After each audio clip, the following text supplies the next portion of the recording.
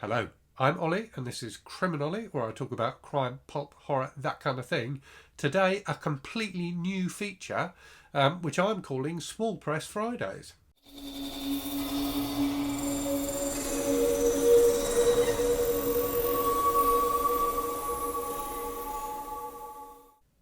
So I've been thinking for a while that I want to do a bit more for self-published authors and small presses, to give them a bit more visibility on the channel, to give the books that they're publishing a bit more visibility to you, because otherwise I think they can just get lost amongst everything else. So I've had a number of books sent to me by small presses and by authors over the last few months. And I just wanted to go through them with you, really, to make you aware of them, because I think there's a wealth of fantastic stuff that's either self-published or published by small presses that otherwise just gets missed, because the big publishing houses have such big marketing budgets, or maybe not as big as they used to, but they have a lot of reach and a lot of different ways of getting stuff out to people like me, to reviewers, and it can be more difficult for small presses and self-published authors to do that,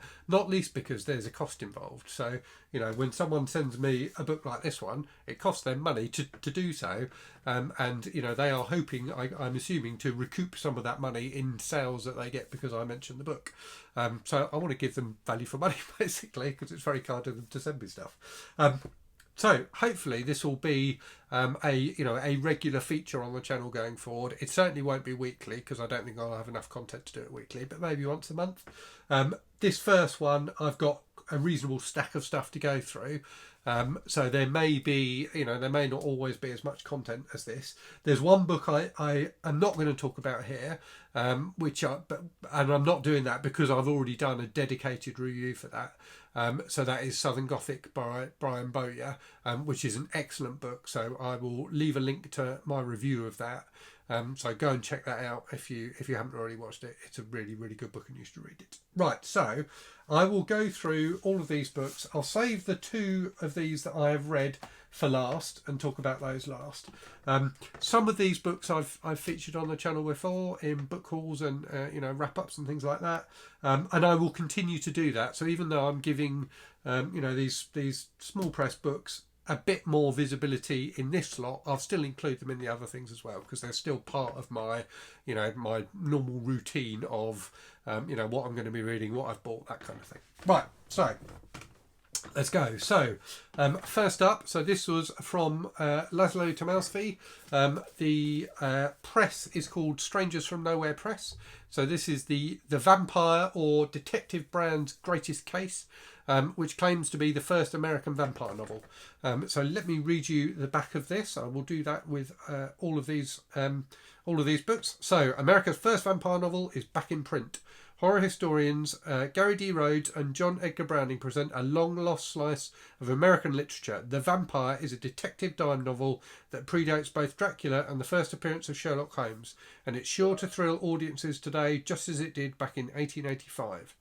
And then there's a review at the bottom, or a blurb at the bottom, from Dacre Stoker. Rhodes and Browning have unearthed a rare gem, certainly the vampire fan's mandatory next read.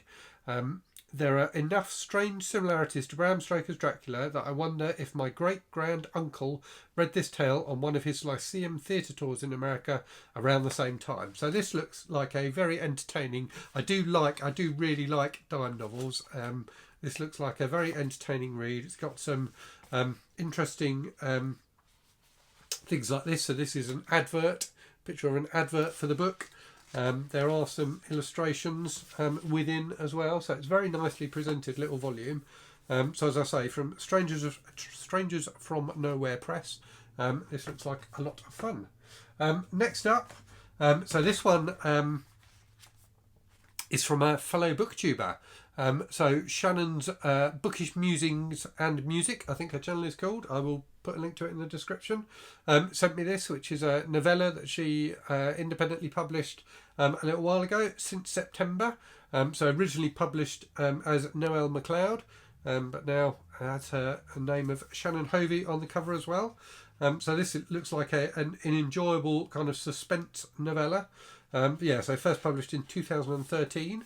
Let me read you the blurb on the back. When a gruesome tragedy strikes Sheridan's family, she's convinced it's an epic nightmare, one from which she must somehow awaken if she is to survive. And this one's got some blurbs on the back as well. So a short, sharp shock to the brain. If you like Stephen King, you'll love Since September. That's from Ray G, author of Mars on the Rise. A gripping psychological nightmare from readsandreels.com. Fantastic novella, drew me in immediately and kept me until the end, from Jessica Belmont. And a well-written psychological thriller by, that's a review by someone whose name I'm not even going to attempt to pronounce. But yeah, this looks very good. I'm intending to read this soon, maybe sometime in June. June or July, I think, for this one. So I will post a review in this slot when I get to it. Next up, this one I have shown on the channel before, The Forsaken Boy by Troy Tradup, which is a vampire novel which Michael K. Vaughan has been reading, and he did a review of it recently and raved about it. So this looks fantastic. Very much looking forward to reading this one. And again, I'll probably read this in the next month or two. So I'll read you the blurb on the back.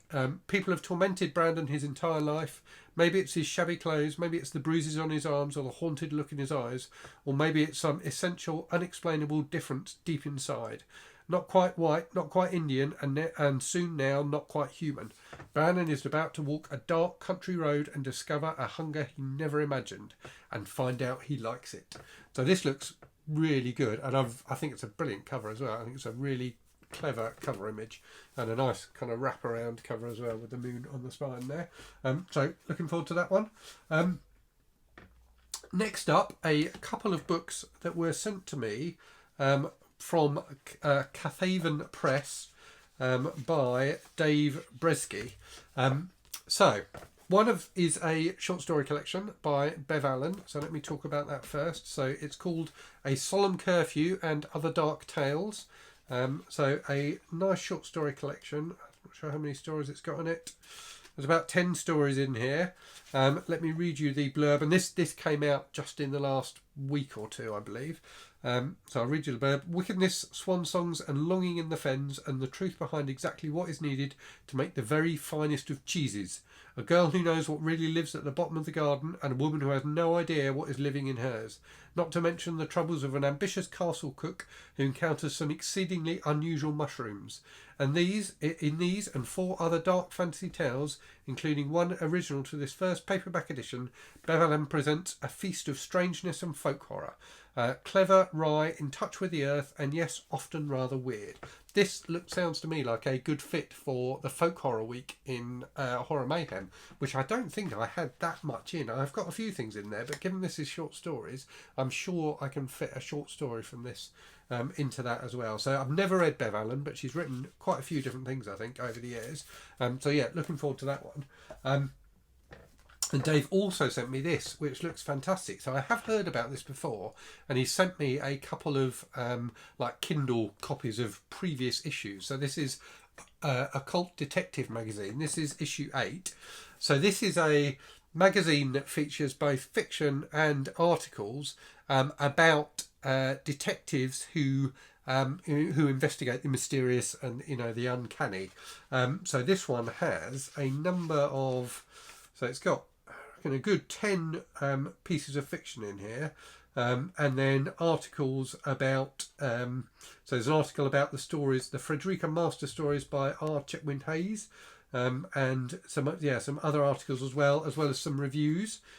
So reviews of Angel's Inferno by William Hjortsberg, which I assume is, I don't know if that's a sequel to Falling Angel. Yes, it is a sequel to Falling Angel, which is the book that the movie Angel Heart was based on.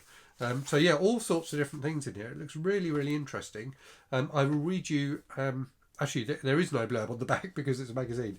On the back, they've got an advert for another book that they've published. But yeah, this looks really, really interesting. So I'm definitely looking forward to reading this at some point. And that is a really lovely cover, isn't it? A really well done cover. I particularly like the kind of slightly Art Deco style of the title at the top there. But that cover image is great. So yeah, looking forward very much to that. 2 more here that I have talked about on the channel before then, and I will do brief reviews of both of these because I've read both of them. So the first one is Dracula's Death, which was also sent to me by Laszlo, who sent me the vampire book. So this is, I talked about this in my recent weekly wrap-up. This was fantastic. So this is a novelisation of a silent vampire film, which is believed to be the first filming of a vampire movie. So it was actually released after Nosferatu, but it's supposed to be certainly the first appearance of Dracula in a film. And it dates from 1921. So it's a Hungarian film. And it follows a young woman who goes to her, I can't remember if it's her grandfather or her father, but a relative of hers has been put in a mental asylum, and she goes to visit them there. And there are a bunch of weird characters in the mental asylum, including one who considers himself to be, or claims to be, Dracula. And then there's a number of dream sequences and things like that happen. There's a load of weird goings on that make the woman believe that this is true. And what's wonderful about this book is you never know. It's a classic fantasy, and I've used this term on the channel before to mean something where you do not know if what you are reading or experiencing is actually happening or if it's just in the imagination of the character. So you've got these insane characters who claim to be different things, and certainly weird stuff seems to happen, but you don't know if it's just because the heroine of the book is in this in like a dreamlike state and she's imagining this stuff happening. So it was a really entertaining novella, and the novella was written at the time of the film came out, and I believe was published in like a Hungarian like film magazine or something like that, serialized, and it has been, this is a new English translation of it, so it's the first time it's been published in English. It's got some really nice illustrations in there as well. I'll find my favourite one. This was my favourite one, which is in this scene where the protagonist gets kind of operated on by these members of or inmates in the insane asylum. So yeah, really entertaining. So it's effectively a nice horror novella. And then at the end, you then get this extended essay called The Devil Flew Away, which is about the making of the film. So and not just the making of the film, but the whole state of the silent film industry at the time, and the fact that the film has subsequently been lost. So no copies or no known copies exist of this film. There are, adverts and things like that, and there's some photos, I think, from the set and that kind of thing. So this is the film studio where it was filmed. But the actual film doesn't exist anymore, and one of the things they talk about in the essay is the fact that so many silent films have just been destroyed over the years because there was no interest in creating an archive of them, and as soon as talking pictures came along, everyone completely lost interest in silent films, and there was just no desire to keep them, and also they were made on very, very fragile and indeed flammable film stock, so there was you had to make great efforts to preserve them, and nobody wanted to make those efforts. So this article, this essay at the back, is just as interesting. There's some stills from the film there as well, which are fantastic. Just as interesting as the novella. So a really, really entertaining read, which I definitely recommend. And another one which I've read, which I have talked about on the channel before, but not really done a review of, is this, Death of a Bad Neighbour, Revenge is Criminal, which is edited by Jack Calverley, who is, if I can get this right, it's at the bottom here. So he's the host of or was the host of the Crime City Central podcast, which I haven't listened to, but which sounds very interesting. So this is a collection of short crime stories, themed around revenge and particularly around neighbours, which I think is a fantastic idea for as a theme for an anthology, because our relationships with our neighbours are often fraught with disputes and things like that. And some of the things in here, some of the stories in here, I don't know how many stories there are, I can't remember. There's like 20 odd stories. No, I'm not 20, 15. some of them in here are very commonplace things. So there's like disputes about neighbours' dogs, fouling the streets, and that kind of level of thing. Whereas there are other stories which are about criminals who happen to be the neighbours of people, and that kind of thing. So there's a real range of stuff. There's a couple of kind of quite comical ones. So one that's based on the Bible, so particularly kind of Adam and Eve. And one that's set in cavemen times, which is, and both of which are quite silly but very entertaining and very funny. But for me, the best stories are the ones that play on that kind of that the need to be polite to one's neighbours, and how tensions can grow between neighbours, in amongst that polite chit chat, if that makes sense. There's a wonderful one about this old woman who's got this young man who lives next to her, who she's constantly getting over to do favours for her, to like mend things and stuff like that, and how he increasingly gets wound up about it. And another one which is brilliant about this group of neighbours kind of ganging up on their new neighbour in their neighbourhood who they don't approve of. I think those were my two favourite stories. I'm trying to remember which ones they were. I'm trying to remember the names of them. And I completely forget now which ones they were, but it's a really good collection. Collections like this can always be a bit hit and miss, and certainly there are some stories that worked less well for me than others.